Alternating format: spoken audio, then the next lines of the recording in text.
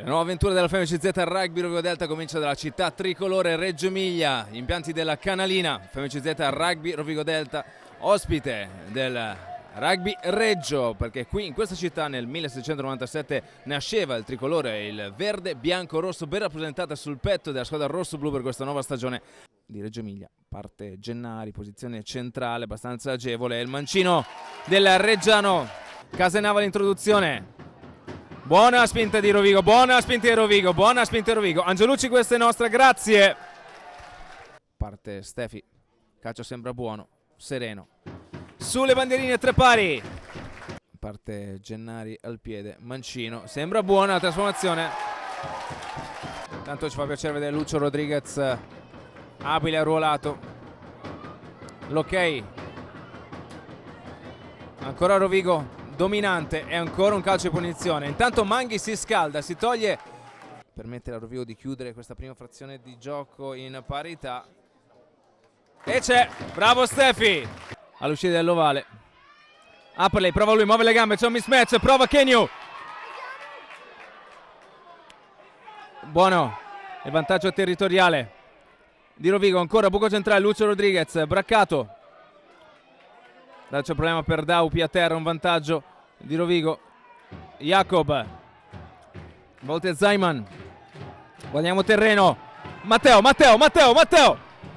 a pochissimi centimetri dalla linea di meta, giochiamola con PJ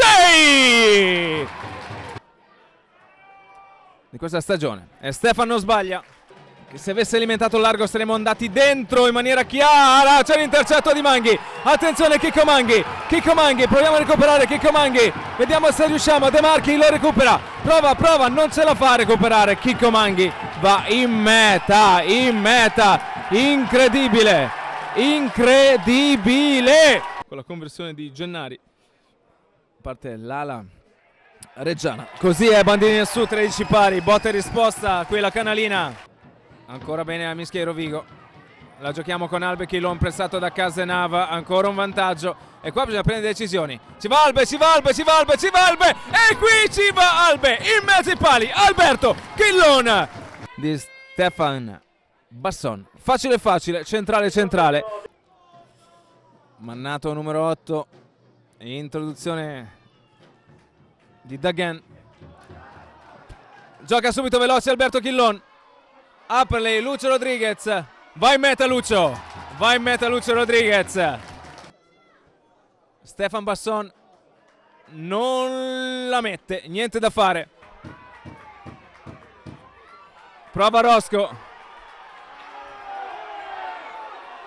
Sono le ultime battute di gioco con Matteo Ferro, pick and go. Un avanti.